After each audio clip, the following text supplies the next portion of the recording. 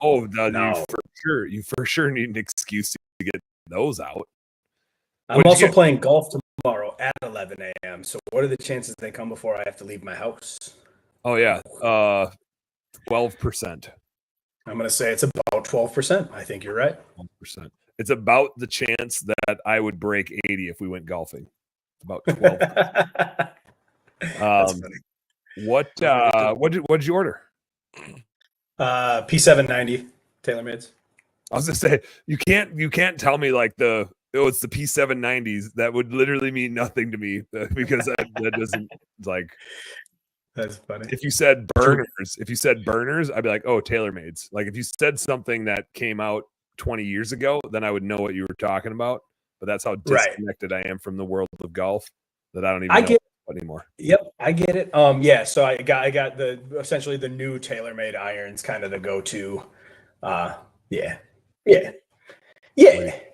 Are you going to be better now? Make you better? So my wife asked me the same thing, but the answer is yes. They're not going to make my golf swing better, but I'm hitting Nike VSX irons that are 10 years old. And when I went in to go hit, the guy was like, hit 10 7 irons with your clubs and then hit 10 7 irons with the P790s. My 7 irons were, anywhere between, 180 and 167 or whatever, right? And they fluctuated. I hit some good, some not good, and some were left, some were right. Then I hit 10 with the P790s, which I've never hit before. And all 10 were within 3 yards of each other distance-wise and 6 yards of each other side to side. You buy better clubs that are more forgiving, and you can hit it in more spots on the club. They're so outdated. If I was buying new clubs every year, no. But having 10-year-old clubs, like no doubt it will make it better. No doubt. So you think my 15-year-old clubs I should upgrade? Is that what I'm hearing you say? I'm hearing you say that I spent 8 years trying to beg my wife to let me upgrade, and I finally got it because my birthday's on Monday. So that's what happened. There you go. That's what happened. Let's make this thing be a radio show. I got to hit the. Did Darren text me? He's like, so no on my request. Darren asked me to remove him from my text group because he doesn't like being on text groups. And I'm like, dude, no, I can't. Like, I don't know how to do that on an iPhone. I don't know how to remove somebody from a group. Like, I tried, but I can't find a way to remove them. I think the only way would be I would need to create a new group. But then that would take me like 5 minutes, and I don't have 5 minutes. I'm too busy. Are you? So I'm gonna. Oh yeah. Hold on, let me get us live on the radio. Jai, you ready? You ready to make a radio show? Yep, ready. Light it up. Welcome to Happy Hour, brought to you by Best Damn Bookkeeping. You like that, Corey? You haven't been on since we started doing that. I do. I like it. Yeah, Jai's are you an iPhone guy? Yeah. So I can tell you how to remove them really quickly. Here, let's do it. Yeah, give me a little iPhone lesson. How do I remove somebody from a text group? Give me this. Just go to where all the people are on the top of the text group. I was there. I'm there. Yep. And then when you click on that, it shows you all the people. So then go to 12 people. Yep. Then go to his name. I did. Okay. And then when you click on that, it should say remove from group. Nope. Doesn't give me that. It just says block caller. I got send message, share contact, add to favorites, block caller. Are you the one that started this for sure? Whoever started the text message chain. I for sure started it. Yeah, I don't know. Can't remove him. Gonna have to start a new group or just annoy him. I kind of prefer to annoy him. I think it'd be more fun to annoy him. Anyway, everybody, welcome to Home Service Happy Hour right here on Turf's Up Radio. I know Angela and JC are like somewhere else in the world. They're just always on the move. They're in Ireland right now. Jai, did you say Ireland? It's Ireland, right? Ireland, yeah. Yeah, Ireland. They're somewhere in Ireland. In a couple weeks, they're down hanging out with you. That'll be. You guys need to all be together in the morning down there when we do the show, so they can jump on with you from the Philippines. That'd be awesome. We're going to do a morning workout. I'm going to do workouts with JC and Angela. Kick his ass for me. Put him in a headlock. Punch him in the belly. Get him. Maybe it's the other way around. I don't know. We don't know. Yeah. I don't know how heavy JC lifts. He's the boy lifts some weights. He's got some muscles on him. You can take him. I know. Plus, you'll have Angela on your side because she'll for sure want to beat his Oh, ass yeah. up. So the two of you yeah. can take him down for sure. We got Cory Hillery in the house today. WA Group, our insurance nerd of the program, who hasn't been on the program in forever. So now we just got to knock out all the insurance things. We got to talk golf. We already started talking golf. We got to talk some more golf. We got to talk some football. There's probably some business lessons in there, some leadership things in there, some Jordan Love's contract things in there. But first, let's talk insurance. I know from owning some businesses and running some businesses, insurance is crazy expensive. Like I used to hear people in Florida complain about like, oh, you don't know, like we are so high insurance. And I'm just like, no, man, like that's just what you see. But like, yeah, so does everybody. And it's true. Like insurance, and I'm not blaming insurance companies for this because like our personal insurance is through State Farm and they send their financials to us every year and they suck. They're losing money hand over fist. What's going on that it's like the liability in auto is the new health insurance.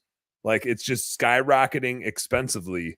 And I don't know who's to blame. It's probably us. It's probably us as humans that are to blame. Somebody's to blame for crazy high. Maybe it's Joe Biden's fault. We can just blame Biden, right? Somebody's at fault for insurance prices being really high. I don't think it's you, Cory, but you're the messenger. So what's going on in the world of insurance these days? Well, it's a mix of a few different things. First off, there's no doubt about it. The cost of everything is going up, right? I mean, it's easy to say economics, right? I mean, everything is going up, but when you think about it, the cost of loss is going up. If you and I rear-ended somebody 12 years ago, right? We caused a little bump in their fender and it costs, $600 to fix. Now you do it and you have to fix a $10,000 camera along with some type of a sensitivity system. I didn't realize since like 2019 or 2020, now like every vehicle has to have a backup camera. Right. So it's backup cameras. You got the decked out ones that have unique back ends, and then to get them replaced, you got to get a special order. And then you have all the sensitivity like monitors for quick stop and all this stuff that's going on. Yeah. So what used to be a simple fender bender and you went and got something knocked out or you put a new bumper on, now it's a $15,000 claim. But the other thing is on top of that, litigation is literally exponentially skyrocketing. I mean, it's just going crazy where somebody gets in an accident, they immediately hire an attorney, they sue, they max out policy limits. And so, yeah, it's kind of us a little bit in the fact that it's the lawyer's fault. It's the lawyer's fault. That's whose fault it is. Yeah, it's somebody's fault. And then beyond that, it's funny you brought up auto and liability. But that's because you don't have a whole lot of property in the businesses that you've owned in because of the kind of businesses you have. Property spreads all of the other increases you've been seeing. Property is absolutely nuts off the charts, like some things that some people that like me who have been in the industry for 20 years have never seen. Organizations taking 70, 80, 100% increases on their property premiums. And that's a mix of so many different pieces. Now, we're actually starting to see a little bit of a give on that. It looks like it might actually come back, which it almost has to. It's been at an unprecedented level lately, but property right now is a big problem for a lot of people. And if you're in a non-desired rate code for property, a 9, 8, 9, 10, you're almost uninsurable. I mean, really, we worked with an organization back in April that has been self-insuring almost $10 million in property for the last 3 years because they can't get insurance. Just self-insuring. They just have to have cash on the side to help pay for any losses they might have. Yeah, that's nuts. Which, like, part of me says, like, should we just all be like doing that at some point? Like, do you want the risk of everybody else, or do you just want to like own your own shit and be accountable to your own stuff? Well, and not everybody has $10 million laying around to make sure their business is whole if they were to have a potential catastrophic event, right? And that's the whole point of insurance, is that not a lot of people can self-insure. Now, there's other areas that if you can self-insure and you have the cash for it, you'd want to do it. There's other areas where you would never want to do it. For example, auto is a great example because your umbrella, whether it be personal or commercial, goes over your auto. And it's one thing to want to be able to self-insure a $15,000 auto accident. It's a whole nother to be able to self-insure a $2 million claim because two people were paralyzed due to your negligent turn through a red light or whatever it might be. And so there's certain parts that you just never could reasonably self-insure, even if you wanted to. Plus, that's state law. And for just that reason. just the existence of cell phones and what that does for auto insurance. Like, every time I see somebody on a motorcycle, I'm like, I get it, but you must have a death wish.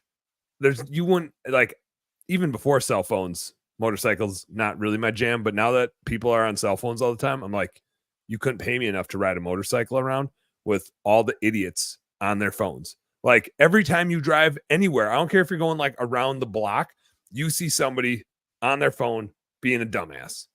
And it's so crazy. It's so crazy because you think about it. I mean, my car, I got my phone up on a thing in case I got to do the map, right? I got Mhm. Apple CarPlay, which almost every car made since 2017 has. Mhm. You've got the ability to talk hands-free to say, hey, Siri, call someone or whatever phone system you use. Yet, no matter when you drive, for how long you drive, if you just look to your right, somebody's got the phone in their hand looking down at it. I can't understand it. We have all this technology, and yet you still see people with their phone in their hand looking down, distracted. It's My wild. wife I do has have a, like a brand new Subaru with all the things that you just mentioned, and she got a ticket from the Popo for having her phone in her hand. And I'm like, Marty, like, you literally have everything to not have your phone in your hand. Yep. And I think it was like, I forget, it was GPS something, like trying to plug this in or plug that in. My kids all the time are like, Daddy, play this, play that. And I'm just like, no, like, Yep. not doing it. Not grabbing my phone. I'm not playing what you Yep. want. Like, you're going to listen to K-Fan. We're listening to Yeah. some sports radio, and you're going to get your dose of Dan Barrero or whoever's on it.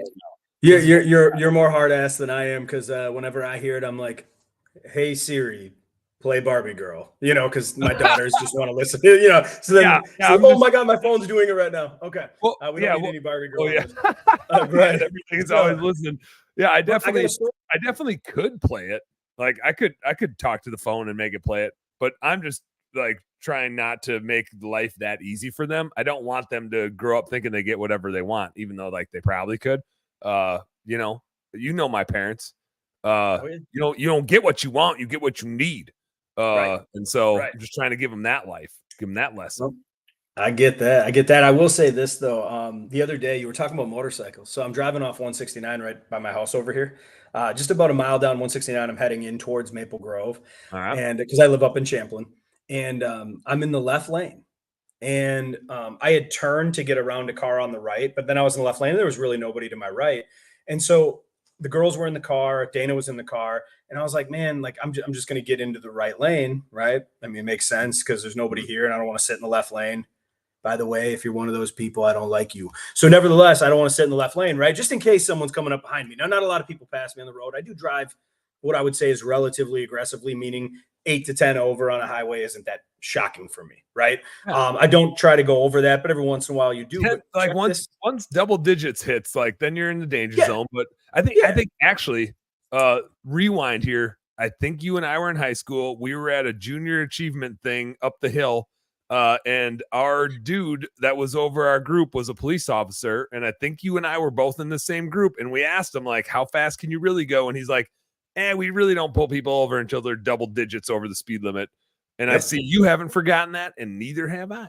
And I've been telling people that forever. It only backfired once when I got a ticket coming back from up north when I was visiting my girlfriend in college, her family. I got pulled over for 9 over on 169 coming down south from Grand Rapids. Guy was just bored. Well, and the worst part is he walked up and he goes, "Do you know the speed limit?"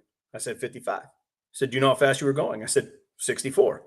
And he stood there and he looked at me shocked. And I was like, and he's like, "Well, that's 9 over." And I was like, "Well, yeah, by my calculations, it is." Yeah. And he was like, "Well, I'm going to write you a ticket." And I was like, "Really?" And he was like, "Yep." Okay. I mean, 9 over got me one time. Most of the time when I'm 9 over in the cities, I don't ever pump my brakes. If I'm speeding and you want to pull me over, do it. I had a Super Troopers moment once where I was going 15 over because I thought this was like when I first moved to the Twin Cities. I think it was like summer #1 when I was an intern over here working for Cargill. And I thought I was on this highway, but I was on this highway and it was like 694 versus 94 or whatever. And one's a 60 and one's a 70 or whatever. I was going 15 over, not intentionally. Just happens. But dude pulled me over. It was like late morning. I was like coming back from a meeting, going from one office to the other. And I pulled over to the side, but I think we were on 94 and there's just not a lot of room for like a cop to pull you over and walk up along the side of your vehicle. this dude in a trooper comes up, gets behind me, drives up on the right side, goes up on the curb, drives up on the right side, like on the hill. I mean, I thought if he would have rolled down his window, he could have slid into my car. Like he was at an angle such that he could have just jumped from one car into the other. He was that close. And he rolls down the window and he's like, slow the hell down. Like just super stern. And I was like, okay. On he went. And I was just like, I was looking for a camera. I was like, what? I got to be getting set up here. It was just the weirdest pullover. He didn't write me a ticket. Like he clearly had somewhere to go and he didn't want to get out of his vehicle to tell me to slow my shit down. He's just like, you're going way too fast. Slow down. And I was like, oh shit, I am like, and he probably saw the look on my face because I didn't realize I was going that fast. I thought I was in a 70, but it was a 60 type of thing. And he just totally called me out and then was just keep moving. I was just like, oh, what even just happened? Joe Devin, I'll tell you. What's up, Joe? We clean their house, the Super Trooper producers. Those dudes, man. They're so that great. movie, Super Troopers, is just an all-time fave. It's such an original idea to like make fun of that whole thing, and the way they did it was great. Joe with the Tesla, so that he doesn't even have to worry about any of these decisions because it just drives itself. And Andrea was in the house. I don't know if she's still in the house, but Andrea, thanks for checking in. She was on the show last night. She was hanging out with me last night, just nerding out on finance on a Tuesday night, doing business owner stuff. Thanks for checking in, Andrea. All right, I'm sorry. It's okay. My story was kind of lame, but it's kind of funny because I'd never experienced anything like this before. I'm in the left lane, right? And I'm about to go into the right lane. I even turned my blinker on.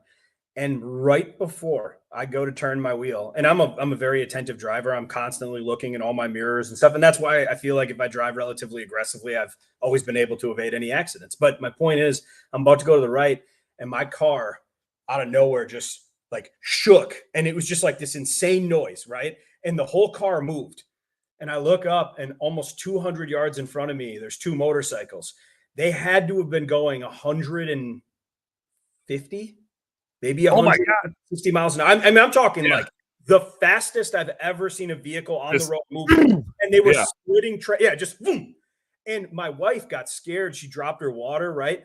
Dan, they didn't hit my car, obviously, but they were going so fast that you know how the side view mirrors can bend like this? Mm-hmm. The force of their bikes and going past my car bent my side view mirror forward. Whoa. I swear to God, that's how been close as shit to you. And he must have been, because I had just started going over to the right. Here's my point.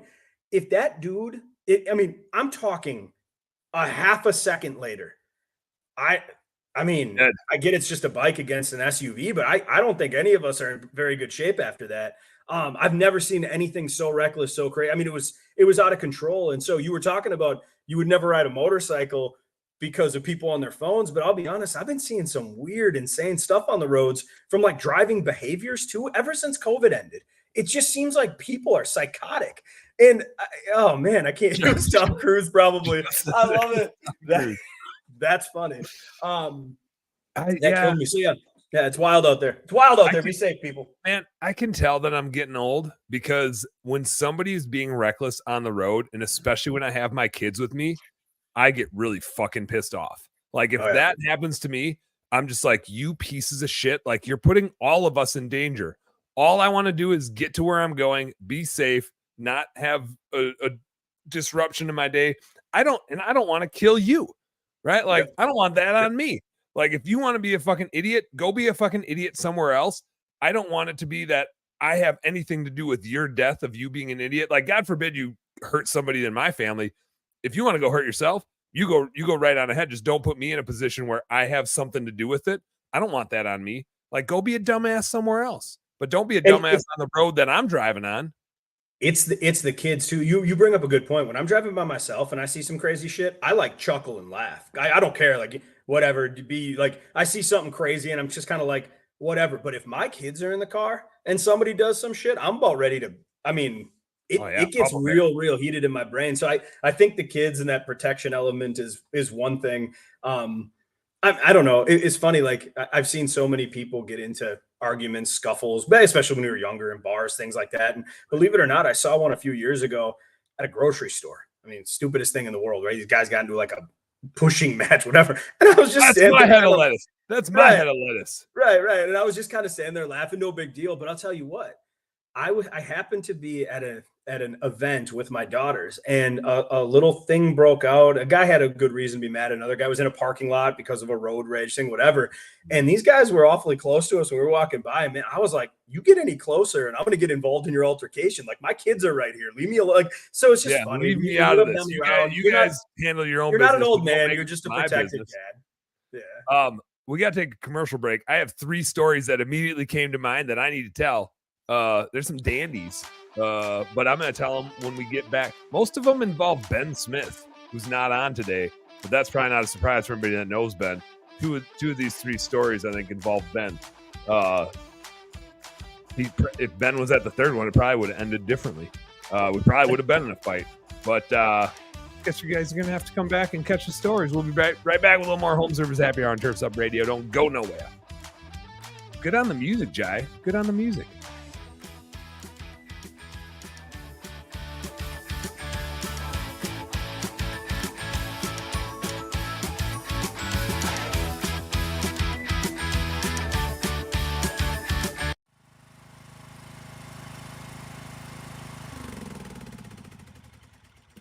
Landscapers, had enough of disjointed and outdated software? Upgrade to Aspire and say goodbye to estimating, scheduling, and routing frustrations. With Aspire, it's smooth sailing. Work orders? Handled. Mobile access? Done. Invoicing, payments, and real-time reporting? It's covered. Aspire's got your back. Why settle? You deserve software that works just as hard as you do. Learn more at youraspire.com. That's youraspire.com.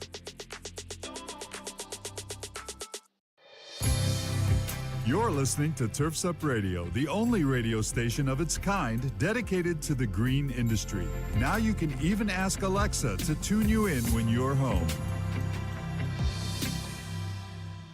True Fuel is a high-octane fuel precision-engineered for your 2- and 4-cycle equipment. They use the most advanced synthetic lubricants and stabilizers in an ethanol-free fuel, improving performance, protecting your equipment, and saving you time.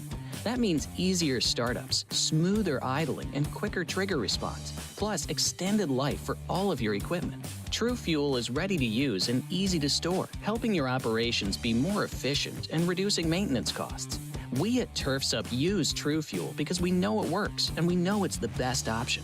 Check out TrueFuel50.com to learn more. That's TrueFuel50.com.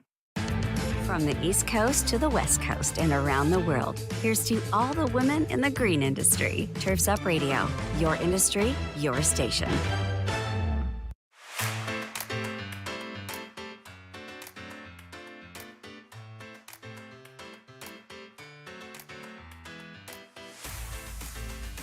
Weird without Angela here to dance, you know? Like, I just never even know what's going on. Good stuff. Denit's checking in. What's going on, Denit? Happy Wednesday. This is I'm keeping Jai really busy this week because originally I wasn't gonna have. I was just gonna do the radio show and that was it. And I wasn't even sure if we were gonna do a radio show this week because we got a family vacation starting tomorrow. I thought it was starting today, and so like today was blocked off on my schedule. Tomorrow was blocked off. I just didn't even think I was gonna have any shows this week. And then my wife informed me like, so then Andrea, I reached out to her. She had some cool stuff going on. So I was like, Andrea, you got to jump on the show. I don't have anybody on this week. Let's do a Tuesday episode. So she and I did an episode last week. And after I had set that up with her, my wife informed me we weren't actually leaving until Thursday. And so now we're doing the radio show.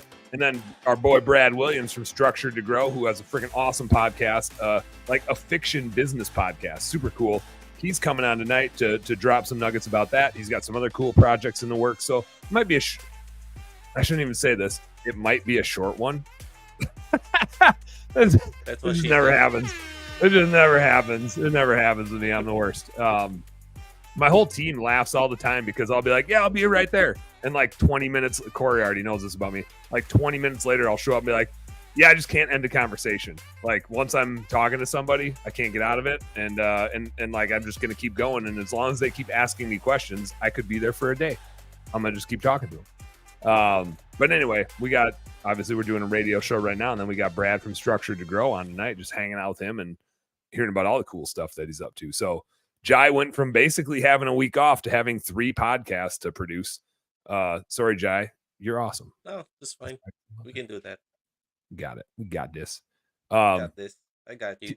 Here's my rundown of angry people stories with vehicles included. One with a boat, less of a vehicle. So the like over the top reaction, favorite one. We were driving, I think this was 2 years ago. We were going down to Kentucky. There's Ben Smith and I and our buddy Jerry, and we got Denise wants to know where I'm going on vacay. It's like a family trip. We're going. I live in the Twin Cities. We're getting over to Wausau tomorrow night, hanging with my folks and my brother and his wife and their kids. And then we're all going from there over to Sturgeon Bay on Lake Michigan up in Door County. The little weird, it's not like a thumb. It's just like a dagger up into Lake Michigan. So we're going over there. We're salmon fishing a little Friday afternoon and a little Saturday morning. And then hanging out, playing games. You guys know me, drinking too much beer. If my dad and I get together, Coors Light's in trouble. Busch Light's in trouble. But their stock price is probably going up. And ice is hard to come by. My dad drinks beer on ice the way that I drink beer sometimes on ice, which is a lot. It's just a lot. I couldn't find an analogy, Corey. Also, you're on mute, by the way. I couldn't find a good analogy. So the best analogy was just more of the same thing, because then I do the same thing. But so we're driving to Kentucky. Not for this vacation. This was a different hunting trip a couple of years ago.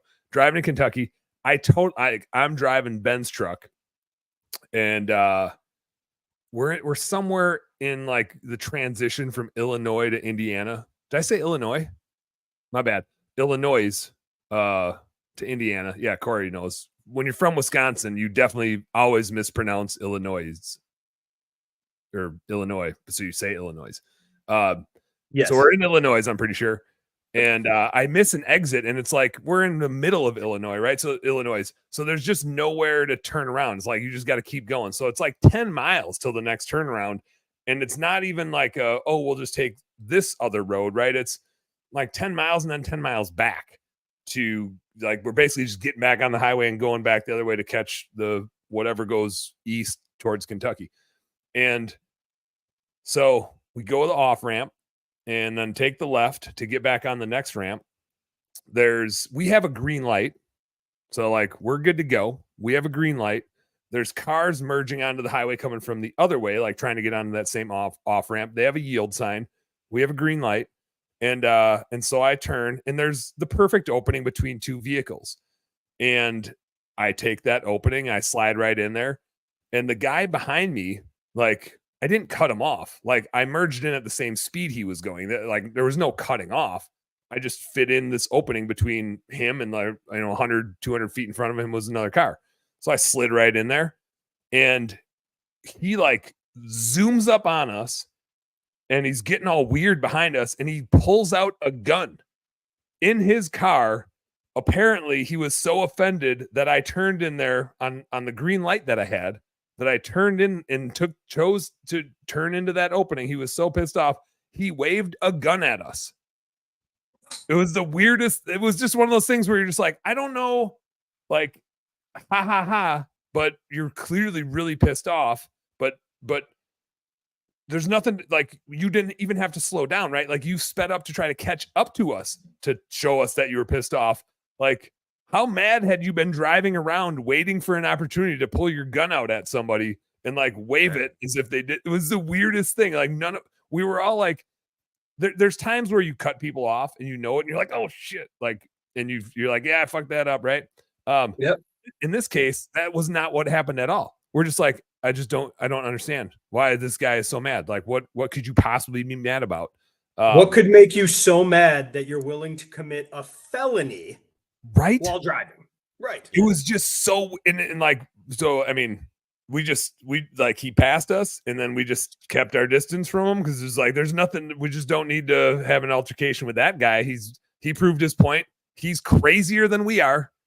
That's the only thing. That's the only point being made. So that was a weird one. That was a weird road rage thing where like nothing even went wrong. I thought he should have giving us an applause. I like perfectly nailed that merge, and it was seamless. It was like, you hear about the zipper merge. It was a zipper. We just slid right on in there. Everybody kept going the same speed. No harm done. I thought we deserved an applause, not a gun wave. Or maybe maybe he's just that redneck that was his applause. He was like, woo! That's the only way I could see it. Dan, that's the noise that should have happened when I merged in. Was like, that was that good. Should have been. I got a good one for you. He didn't wave a gun, but similar situation. I took a right on a 4-way stop. He thought he should have had the right. He was going straight. I was taking a right in front of where he was going straight. I was there first. He thought he was there first. Whatever. Yeah. It's right by my house. Judgment call. Nothing to get worked about. Right. So I go, and by the way, it's not like I cut him off because he still had to cross the entire intersection, right? But the guy just like flipped out. And I didn't realize he had flipped out right away until we're on a 2-lane street and he pulls up next to me and we're at a red light. And he goes, roll your window down. I roll my window down and he starts yelling upset. What the F is wrong with you? You are a effing moron. I mean, he's going crazy, right? Yeah. And I'm kind of like in shock, not really sure what he's talking about. And so I look back at him and I said, yeah, you might be right. And he was like, what? And I was like, I mean, if you're talking about that 4-way stop, I thought I was there first, but maybe it was you. It just might have been my mistake. My bad. And he didn't know what to do. Yeah, it's like, no, you're supposed to yell at me back. I was like, are you okay? Like, is everything all right? Are you safe? And he was like, well, yeah, but you. And I was like, hey, I admitted it was a mistake. I said, if you want to drive back around, we can come up to those same stop signs, and then I'll let you go. You can go first. Yeah, you can That's go what first. I said to him. And he chuckled. He laughed. And I was like, hey, I really like your car, by the way. He's like, oh, thanks, man. I like yours too. And I was like, yeah, no problem. Did we just become best friends? And he's like, I guess so. And then we drove our own separate ways. The reason I tell the story is everybody gets so mad in their car. They've done scientific studies on road rage and what it actually stems from and where it comes from. And it's funny because like the people that commit road rage, they say that the chemicals and like the toxins in their body are similar to the same effects of being drunk.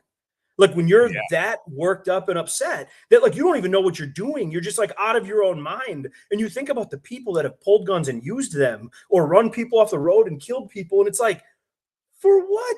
Yeah, I mean, don't get me wrong. Because you're going to be like 3 seconds later, maybe like in this case, probably not even because like you had a right turn. Like he had to go across the whole intersection. Like maybe you're 3 seconds behind. How much have you seriously been inconvenienced? Well, and the fact that we stood and talked at the green light for a few more seconds after it turned green, I mean, that just waved off any advantage anybody had at that point, right? Yeah, I mean, now you're all on the same page anyway. Like now we've both been equally inconvenienced. Good job on with that one. I was actually talking to my father-in-law about this one because I was with my in-laws yesterday, like by their house. And back in the day, we used to live with them when we had bought this house and we were like tearing it apart and redoing a bunch of stuff. Right when Marty and I both switched jobs, we had our first kid, we bought our second house. We basically tore the whole thing apart to redo it. That's a thing that I don't recommend for anybody to try to do all that at once. But we powered through it. Thank God for the in-laws to like help and watch the kid and do all the stuff. There's a gas station by their house that doesn't have enough pumps for the amount of demand and doesn't have enough space for people to like turn around. So I'm coming in, it's afterwards 4 o'clock, 5 o'clock ish, whatever.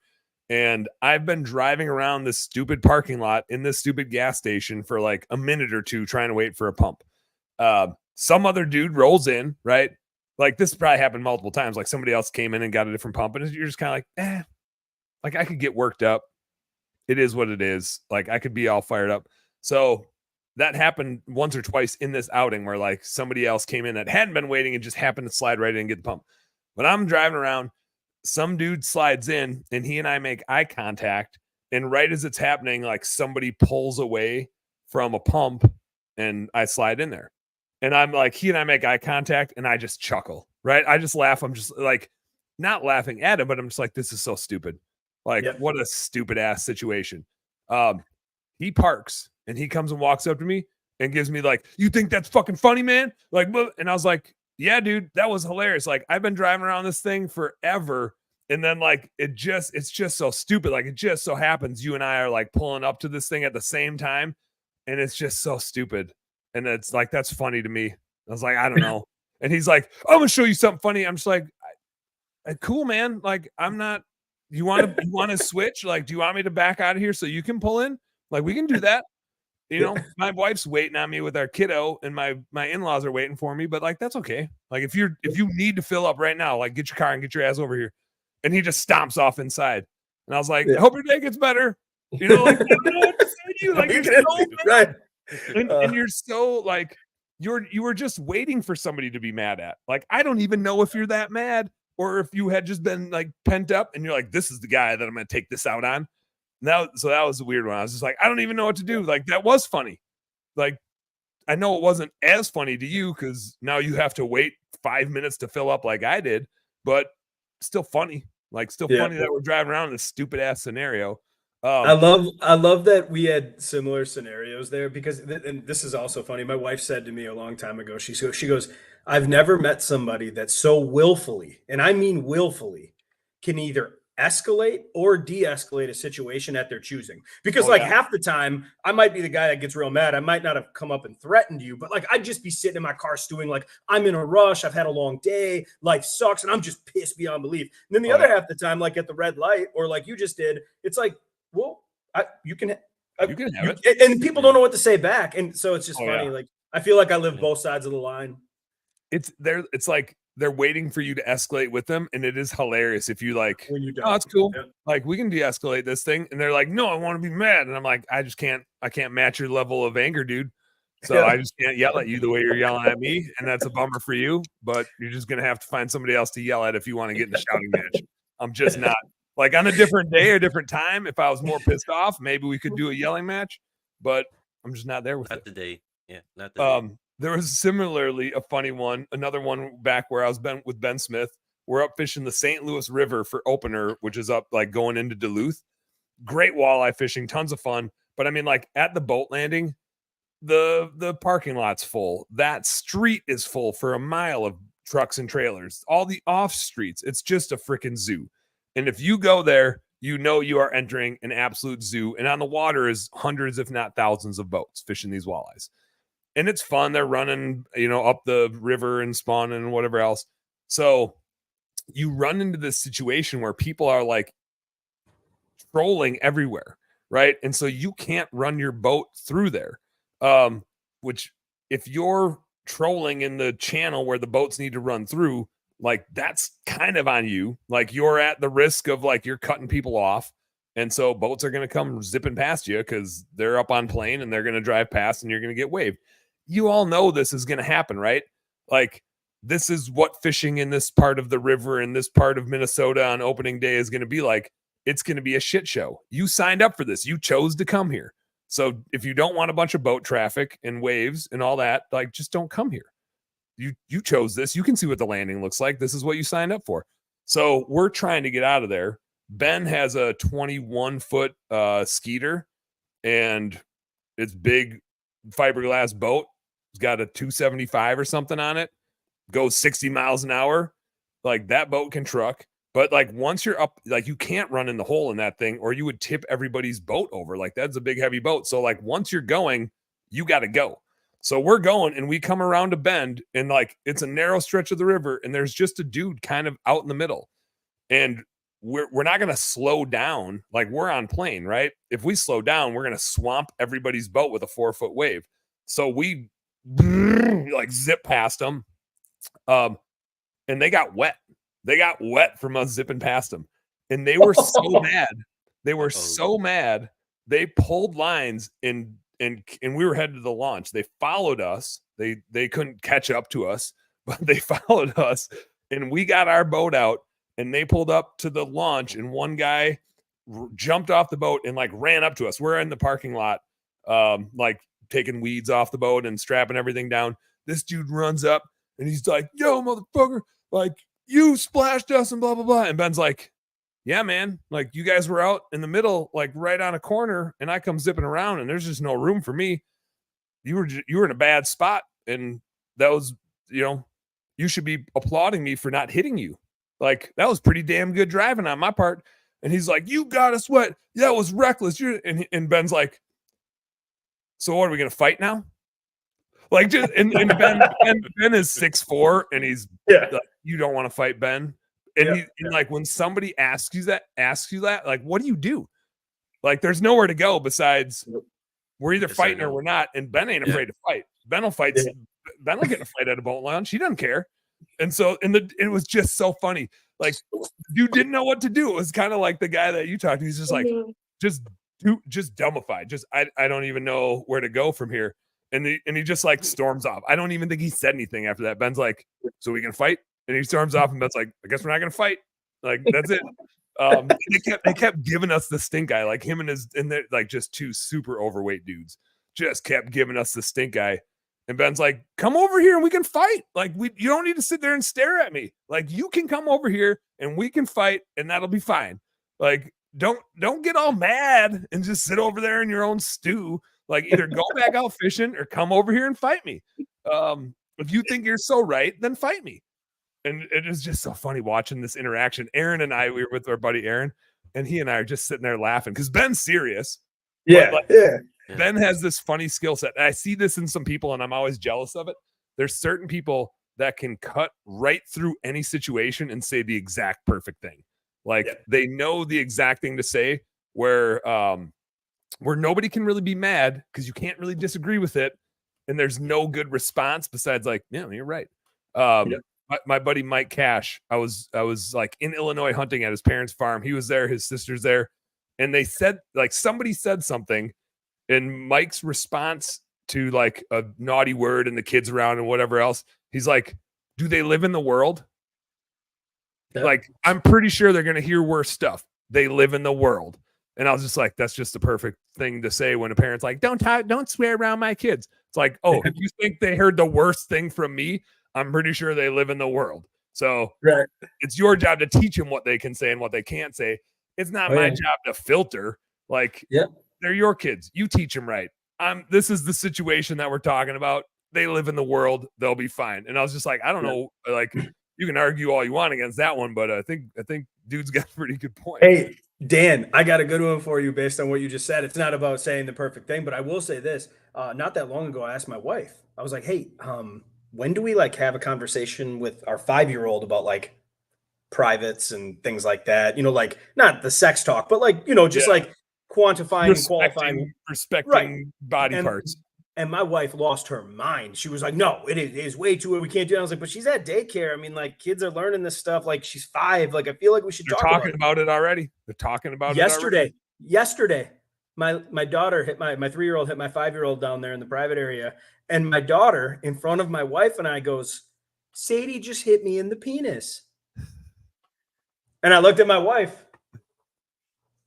And then I looked down at my daughter and I said, where'd you learn that from? And she said, well, one of the kids in my daycare says it all the time. And I looked at my wife again and I was like, can we have that conversation now?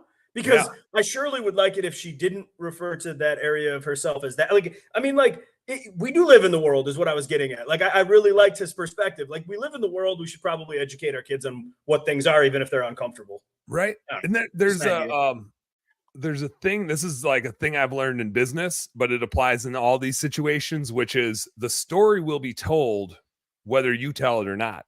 And so it's not your decision if the story's told. It's your decision if you want to control the narrative, right? Because they're going to hear it. They're going to find out. And do you want them to find out from somebody else, or do you want to control the narrative? Right.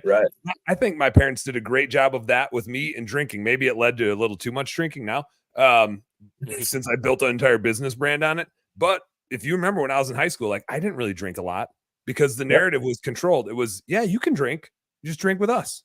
Right. Which now they'd probably get thrown in jail for that. But at the time, that, like, it was the smartest thing they could do. It's like, you're going to be around it all over the place. Like, half the kids in high school are drinking, right? Probably more than that. And so you're going to be around it, and we're just going to control it so that you know what it's like. And you can have some, right? I think I was like a sophomore when I first like drank with my parents, but I drank with them. I didn't drink with all my buddies because it was controlled. It was like, you're allowed to drink. You just can't go drinking at a party and go getting in trouble. Like, there's ground rules for this thing. Let's control the story so that you don't find out a different story on your own. Right. And I think it applies in a lot of Right. business lessons too. Jai, hit us with one more commercial break. We'll come back. We got golf to catch up on. We got the Packers, and there's some business lessons going on in the Packers. We've done this with Aaron Rodgers before. Now we got to do it with Jordan Love a little bit. Come back to a little more home service happy hour right here in Turfs Up Radio. Don't go nowhere.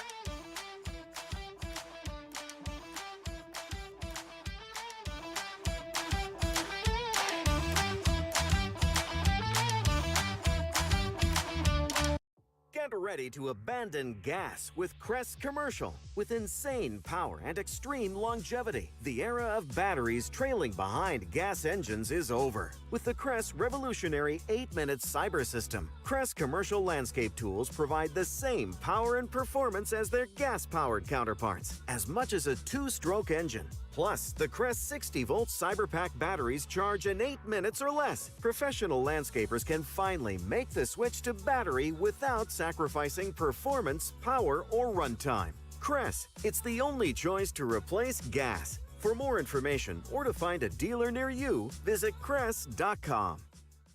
Creating art from darkness.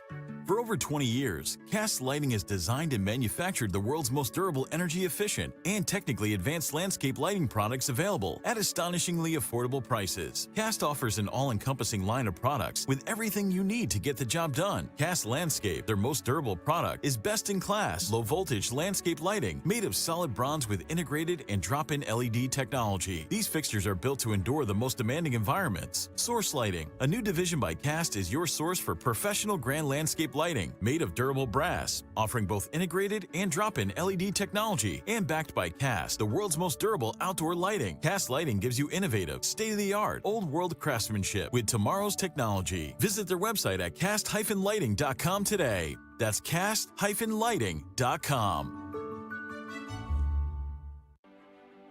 Having issues with your maintenance schedule? Want better routing and ability to track your vehicles when they leave the shop? Do you want to reduce your liability exposure with your vehicles that are moving billboards on the road? GPS Fleet Consulting uses cloud-based dashcam monitoring and can easily track your vehicle maintenance using real odometer readings. GPS Fleet Consulting can also assist you with live phone support and email support with guaranteed same-day responses. Yes, same-day responses. Stop wondering where your trucks are and start managing your fleet with GPS Fleet Management Systems. For more information, visit gpsfleetconsulting.com. That's gpsfleetconsulting.com.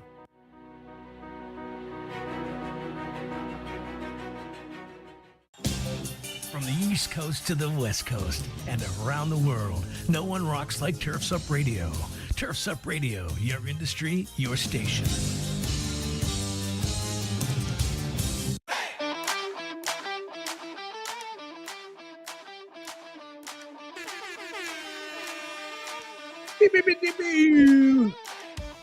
That sound effect is so obnoxious, and I just love it. It's like it screams Dan Plata. Anything like that. Glad you like it. Oh, it's just so good. What's up, business nerds? Welcome back to Home Service Happy Hour right here on Turfs Up Radio. We got Cory Hillery. Email though, Chillery, which is such a cool. That's just looks good. Thank you. Chillery. I agree. The WA group hanging out with us. Cory, actually, before we get into any like sports related stuff, which you and I always, we got to catch up on that anyway, but maybe we don't even have time for it today. Because here's another thing that we got to catch up on is what the hell are you up to? You're at WA group. I know you like your world has changed a little bit. Let's get an update on what the hell you have going on in your career, in your life. What's new? Yeah. So, WA Group is a cool place to work, right? We're 100% employee-owned ESOP. I love it. I think it's awesome. The fiduciary I think I'm going to do that when this business grows more and more and more. I'm going to sell it to my employees. I think that's just totally it's so cool. And from an income perspective, it's like having two 401ks, which we do. You know, we have a regular 401k with a match, and you've got this ESOP, and it's fantastic, man. I never thought that I would be so down and like this setup so much. But that being said, I was brought in. My goal was just to produce like I always have. About a month in, they asked me to take a leadership role, which truly was kind of a quasi-leadership coaching role. And I did that for about 8 months out of my first year. where I was coaching and working with every salesperson in our organization. And then just recently, within the last month or so, I've been asked to take on the full-time sales manager role at the agency and manage all of our sales between our employee benefits and property casualty insurance lines. So it has been a whirlwind. Dude, year. that's just like as fast as you can go. Like how fast can you run? Like get on that treadmill and we'll just speed it up on you and see how fast you can go. Right. And it's been fun. So I've always liked educating, helping, teaching. That's been really, really a pleasure of mine. And my mom always said I would have been a teacher if I didn't like money so much. Right. I really enjoy coaching. That's a good point. Yeah. This has been cool though, because I've been able to structure it in a way where it's hybrid, where I can still produce. I can still have my clients that I want to have.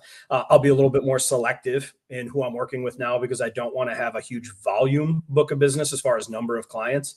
Yeah. But my goal is to help all these other people enhance their careers, make sure they're doing the best they can as far as being a true risk manager and advisor for businesses and employee health benefit programs, as well as the property casualty stuff. So it's been a blast, and I'm revamping a lot of our processes. I'm making more workable documents that lead to better accountability. And so I've been involved in all these things that in the past I've had a lot of thoughts on, but never had to worry about. So I mean, you know what they say: if you can't do, teach. So right, I love you. You're funny. Well, hey, in reality, I mean, like that's the next level, right? Like to truly show that you know something and you've mastered it. It's one thing to do it; it's another thing to get 8 other people to do it. That's like another level of a skill set to evolve into. So that's just such a cool opportunity, man. Yeah, right. And it's cool too, because I just picture like a bunch of mini Corys running around, just like 2 versions of you just bouncing around. Well, it's been rewarding. Hold on. Jai's talking. What we got, Jai? What you got?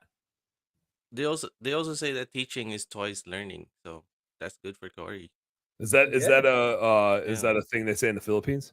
Yeah, it's the thing they say in the Philippines. Teaching is twice learning, so that's really good. I dig it. I'll be honest.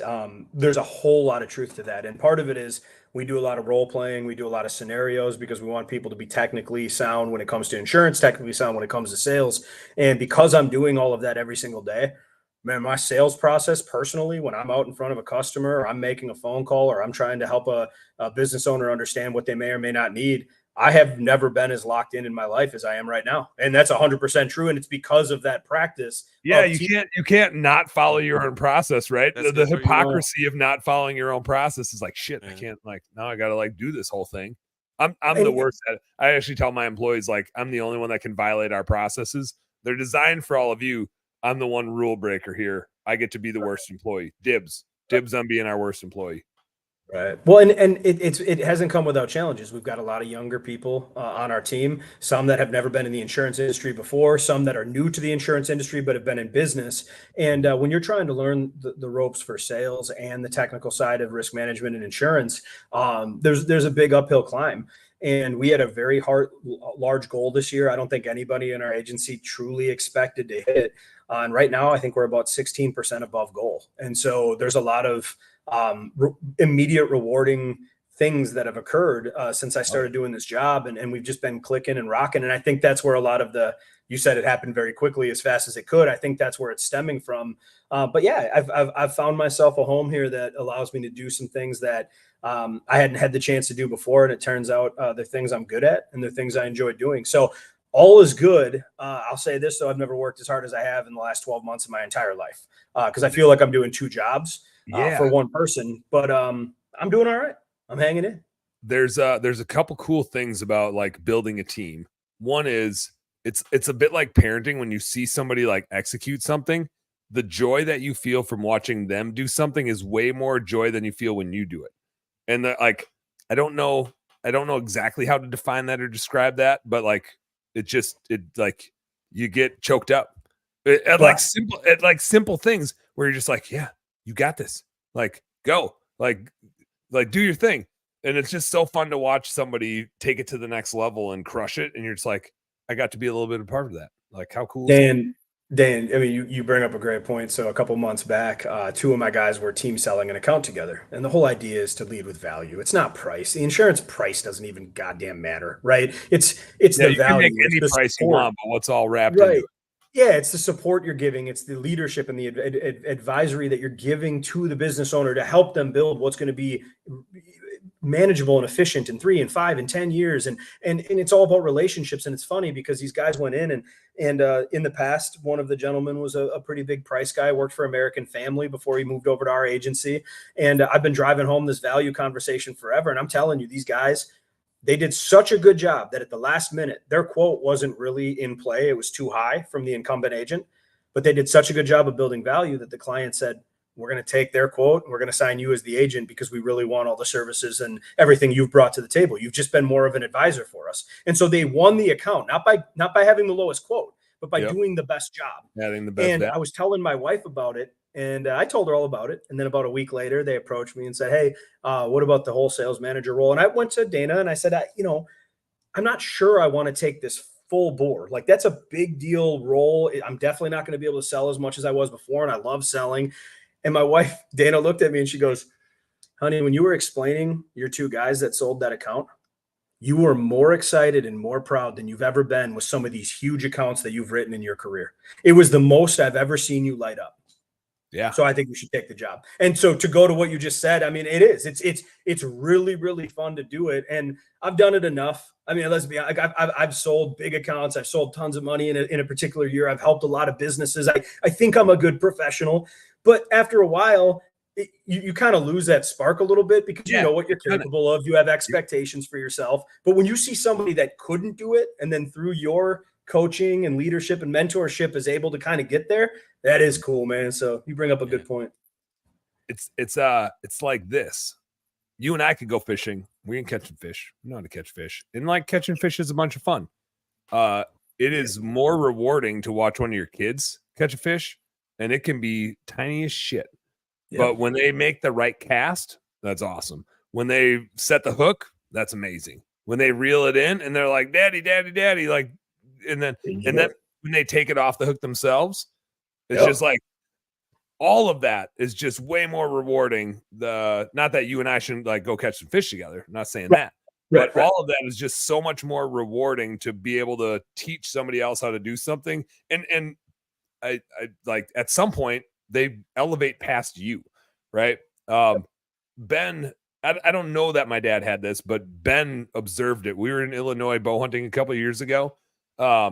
And I shot the biggest buck of my life. And it was on the last day, the last hour sort of situation. I shot a 152-inch buck with a bow. And I dragged it up to the road, and it was Ben and I and my dad. And so like I had texted everybody, and Ben came to help me drag. Like it was a 240-pound deer. Like I could not just drag this damn thing by myself. Like it was uphill, and it was every 60 yards was like all we had to go, but it was everything Ben and I had to like get it up that damn hill. And so my dad drove by and saw it, and he's just like, holy shit.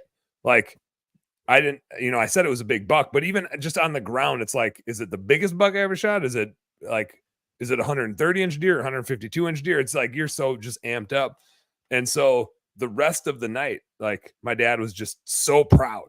Right. And like, I could feel it, but Ben's just like, dude, that dude is like in heaven right now. He is so freaking proud of you. Cause even when I brought it up, my dad was like choked up, like, dude, you work so hard for that thing. You deserve that. Right. And my dad does not get emotional. There's not a tear. There's not a nice job. There's that's a nice one. That's like the extent of my dad's applause would be like, oh, that was a nice one. But he was just like, dude, I'm so proud. Like that you worked your ass off for that. You totally deserve it. You put in so much time and like figuring them out, and you really know what you're doing. And so that was pretty cool to like, and it was cool for me to like feel that from him, but I imagine in his shoes, he's just like, dude, like I taught this guy for 20 years and he finally fucking did something with it. Like, right. He's like, I did that. I mean, my dad, you also know my dad well enough to know he takes credit for anything that either Chris or I do. And as a jokester, right? But he should, like, he taught us a lot. But that's like his favorite thing to do is anything that we have a part of. He's like, oh yeah, like even our kids, his grandkids. He's like, yeah, I keep telling him to have more kids because I need more IT people around. Right? It's all back to like what he needs some help with. Like, yeah, we got to have some more kiddos around because somebody's got to fix Grandpa's phone. I don't know how to use this damn thing. So I think it's that's his way of showing proudness is bad jokes. Oh yeah. As I say that out loud, I'm like, shit, that's mine. I totally got that from him. That's how I. Yep. That's how I do it. Yeah. So anyway, apple doesn't far fall from the tree. Far That fall sure from the does. tree. You Fall got far this. from the tree. Yeah, it's Yeah. one of those. We all Yeah. know what you meant. I think I couldn't tell if you said it backwards or forwards, but I don't. It just doesn't matter.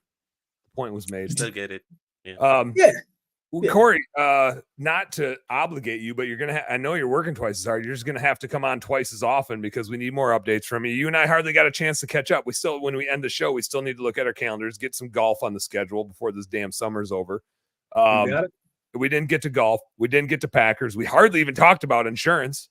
We were busy telling road rage stories. Right. Go figure. Right. Good ones. too. It is happy hour after all. It is happy hour. True. It is. And by the way, golf is golf. They're coming down to the playoffs right now. Liv and PGA will end up finding some way to merge it out, but until they do, everybody's kind of happy-lucky. Liv guys get to go to the Ryder Cup. It'll be just fine. As far as best golfers in the world, there's Scotty Scheffler and then nobody else. He's just insane. However, there's a couple real young guys that are going to be insane, so it's going to be fun to watch for the next few years. As far as the Packers, Jordan Love, sit out, man. It's all good. You don't need to practice. Get your contract. You deserve it. You earned it. I can't. You earned it. Yeah, and you can't afford to get hurt. Like you can't be out there practicing. Nope. I do not think he's worth $55 million or whatever they're talking about. Like he had a half of a good season. I think he would be wise to sign like a 2 to 3 year deal and then sign another big deal after he proves that he is the best in the world. I don't think he deserves to be the highest paid quarterback. I think he should be 50. I think he should be right around Jared Goff. I think he should be in the low 50s. But So I agree with you that he's not worth 55, but I think it's because he's worth more. And I think we will be getting a deal if we sign him at 55. And I hope he signs a long-term deal I think in 2 years. 55, I hope it's a 10-year deal. That's my point is that is in 2 years, we're going to be paying him a lot more money. And by the way, you're right. It was only one half of a season. But from somebody that understands football, and I know you do too, some of those throws and the way he organized the offense in the second half of the season, the audibles he called, my God, the way he just dissected the Dallas Cowboys. And we should have had the 49ers. Like the 49ers. And we should have had the 49ers. But that was growing pains. That was youth. He did screw that up a little bit. But I'll tell you what, from what we saw, if you really understand football, it's an easy 55. And if you can do it for 52, 50, fine. But dude, he's not a joke. He's the real deal. That's a good point. The less than 55 is just me being a cheap ass. Yeah. You're right. Yep. That's just me being a cheap ass. All right. Good point.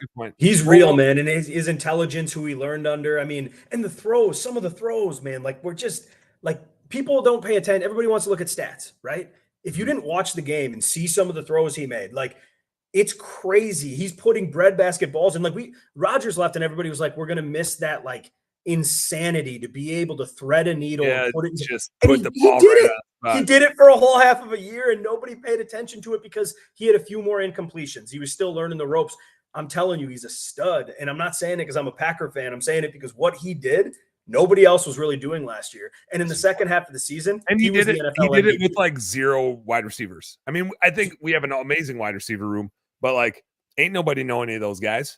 Nobody knows who those guys are. There's a reason we have an amazing wide receiver room now, and it's because Love played a season with them. That's why. Oh, yeah. I'm sorry. I'm telling you, expect great things. He's going to be very good.